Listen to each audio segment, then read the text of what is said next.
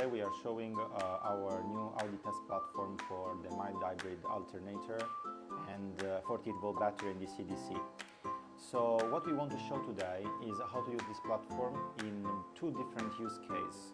One is with the alternator only and one is with battery alternator and DCDC. So first of all, how to use this platform? You will have to press this button, as we say, to start, and press again to stop. What does it mean? When you press the button like this, the alternator will start to turn. And when you unpress it, when you release it, it will stop the alternator. The battery will always turn on no matter which state. We will see this in the experiment we are going to do now. Here we have a voltmeter which shows us the voltage input on the platform. You need to put it over here. And over here we have the wiring connector. On the other side we have an OBD connector for diagnostic purpose. So this is the test platform. Let's try and see how it works. First of all, we are going to show with power supply. This is a 48 volt, about 40 ampere power supply. We recommend, if you want to test the alternators, to use something like this. It can be around 25 ampere or more. 40 ampere is maybe a little bit too much, but alternator can use up to 100 ampere. As long as you give it, it will use it. So, how to test it? First of all, we need to connect a 12 volt power supply to this. Okay, so now we just connect a 12 volt. This actually is a 14 volt 5 ampere power supply. But as long as it's around 12 volt to 2 ampere, it's going to be fine. We connect over here and we will have immediately voltage 14.2. So now next step is to connect the cable. Now this is the cable. This is the connector cable which goes to the platform over here. But this will be our last to connect. First let's connect everything else. So we go with the alternator, which means we start from this connector. Notice this connector has 8 pins. That's the alternator communication connector. There is another connector which is very similar. It's a 10 pin. This is for the DCDC. We don't need this one. So this one goes to the alternator over here. Next one is to give power, 48 volts, and ground over here. For this one, we can use any of those big crocodile clamps. So ground over here and 48 volt over here. If you're not sure about which one is which, just check. It's engraved over here. There is a minus over here and there is a plus over here. So after that is done, you need to connect the other two ends that you've got left, the other two big clamps, to your 48 volt power supply. So in this case, in this one,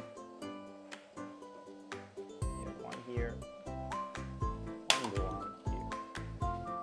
Okay, so now you need to connect power to this one.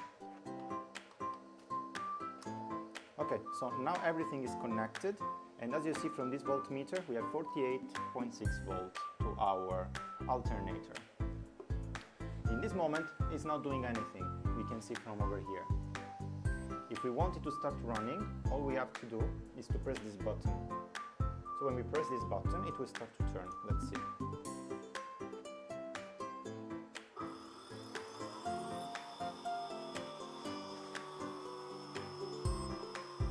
After a few seconds, it will spin again. Just like this.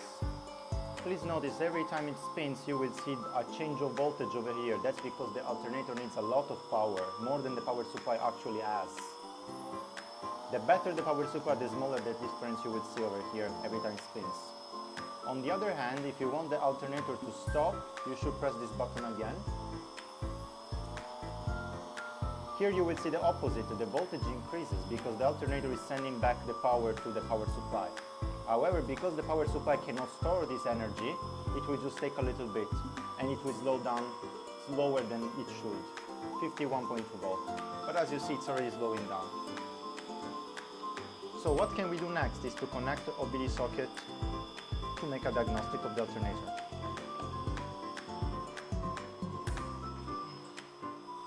So we can use pretty much any diagnostic supporting those systems.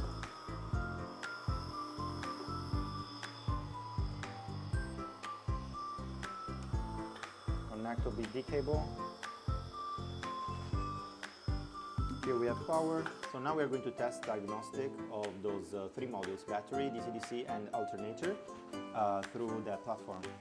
So we use our Autel this time. We go to diagnostics, and then we select Audi. Standalone diagnostics is fine.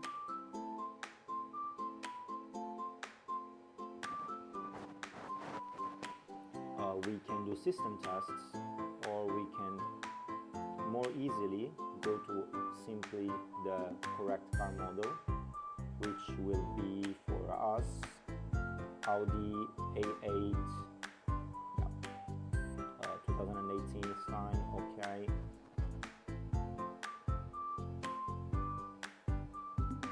And then we will get into communication with one of those three modules and test all of them. So we go to control unit, and then the first one would be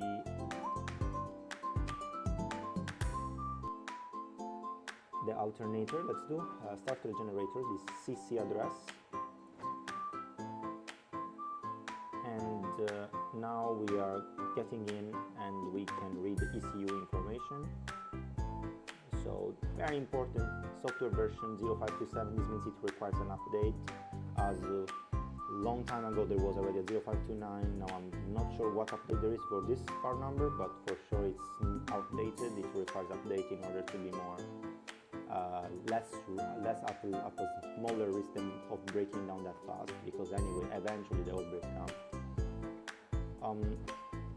We also can of course read DTCs and erase them and everything, so we are just like on car. The only thing we need to keep in mind is some errors might make you worry, but it's just because you're on platform you will see them. Let's see if we can show.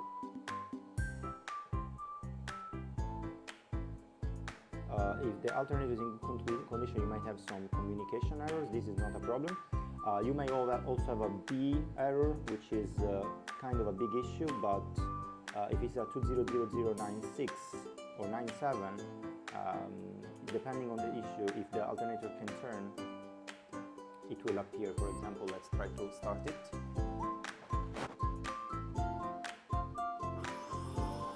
And then we read again. And you will see a lot of errors will appear. Sorry, it was 20045. So this is an active error. After we stop it, we read the codes again, and we still have them over here. We erase them, and it's out. So this is only related, it will open and it will not be erasable as long as you turn the alternator, but normal state, it's in this state. So do make the test in this condition rather than when it's turning, to make sure your DTCs are not misguiding you. The second module we want to check, battery monitoring control module 0637, or maybe not. Okay, first of all DCDC, and we have ECU information. 4M0959663F, this matches with the label over here. So the DCDC usually doesn't need to be updated or anything, you can check error codes, but as you see there will be some error codes that you cannot maybe erase, but in theory, as long as you don't see anything different from this one, you should be fine. Anyway, if the DCDC is working, it will be able to allow the 48-volt battery to be charged and provide power to the alternator, as well as charge the 12-volt battery. So you will see problems on the batteries if this guy is not running well. Besides the DCDC, the last one is the battery module. Yeah, this is the one, HC battery energy control module. So this is ECU information for N0 and 915105B. Error codes we can also check. And you will have some error for communication because of course you didn't have any restraints control unit connected, no gateway over here, so those errors are absolutely normal, nothing to worry about. Even if you cannot erase them, you don't need to worry about it, because if you you don't connect anything, it's normal, the battery tells you, hey, where is my communication with those guys? So nothing to worry about. So that's it for today. Hopefully this platform can be useful to you. And if you have any questions, just contact us now. So now we have connected our diagnostic, and we can press diagnostics, go to Audi, send on diagnostics,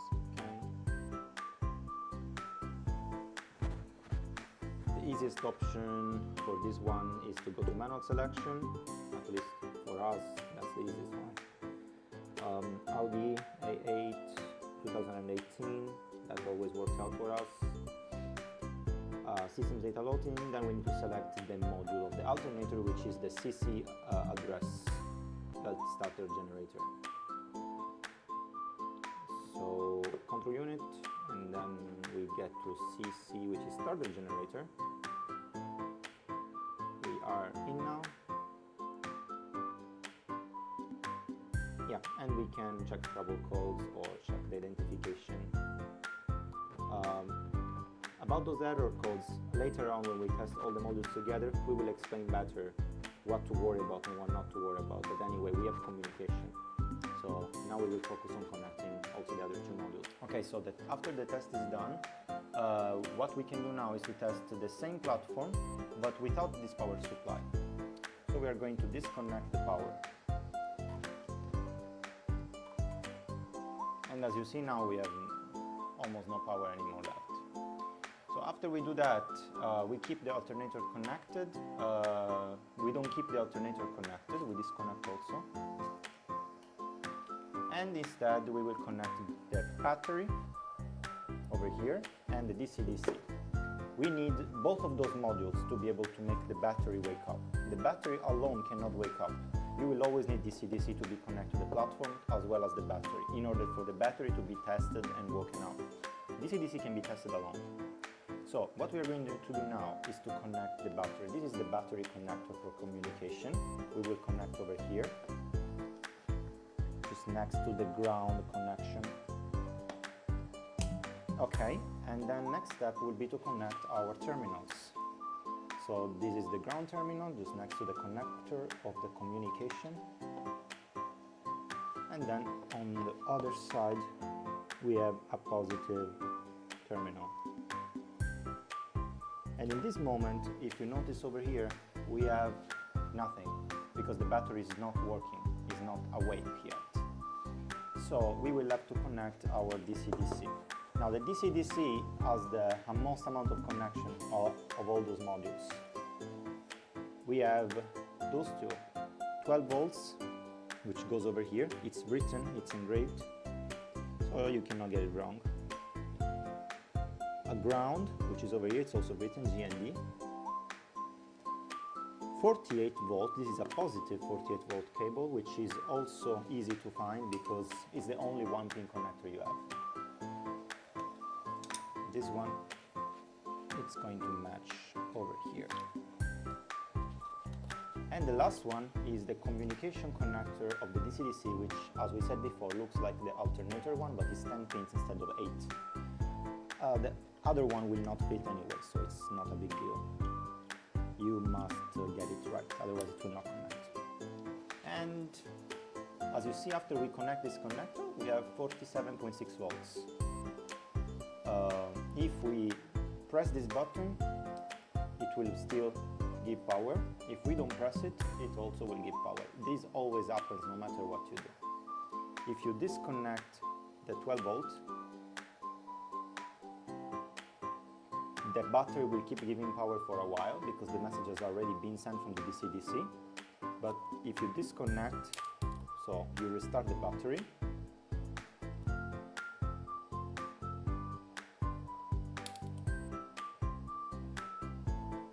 as long as you don't disconnect the communication connector over here, you shouldn't have problems. But we always recommend to reconnect everything and keep always everything steady connected. Steadily connected. So, next step is to try to diagnose those two modules. But before we do that, let's try to see if the battery can power the alternator. So, to power the alternator, we recommend to disconnect from here, and you will hear the relay of the battery. Now you cannot hear it, but you will distinctly hear it. That means the battery currently don't give any power. As you see, the battery is still connected to the wiring, but we have no power because the platform is no longer asking it to be powered. So what we do next is to connect those clamps, which now don't have any power, to the alternator again. So positive in the center and negative on the external part, terminal. Okay, done. Now we need to reconnect this one. And now we have power from the battery. Now that we have power from the battery, we can certainly power our alternator. Notice we also have communication cable connected, otherwise it will not be working. If we press the button, it will start to spin.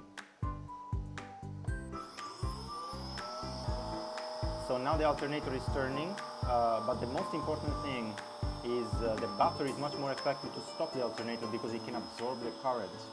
So you will see how fast it is. When you press the button,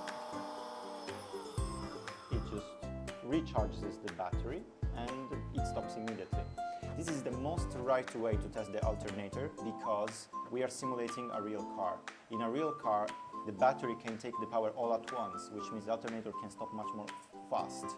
If you use a power supply, you're not generating a real-life situation, but it's good enough to test whether the alternator can turn. But if you want to talk about making sure that the alternator, when slowing down, will not burn out because maybe your repair was not done properly, then we recommend to use a battery. However, if you don't do a big quantity, the power supply is good enough.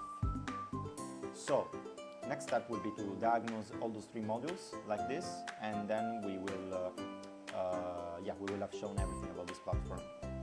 You can use the platform also to program the alternator to make an update with FRF file, like using Auto Launch or even Audis. So this is also a very convenient thing because the alternator needs an update in order to be protected from failing again that soon, because the later updates that Audi has made to this alternator force it to not send too much current when it's turning. So by reducing the amount of current produced by the alternator, it is actually preventing the overheating of the alternator, which is the very basic point that makes all those alternators fail in the first place. So they reduce the amount of energy produced while keeping it enough for the car, so they can avoid the alternator to break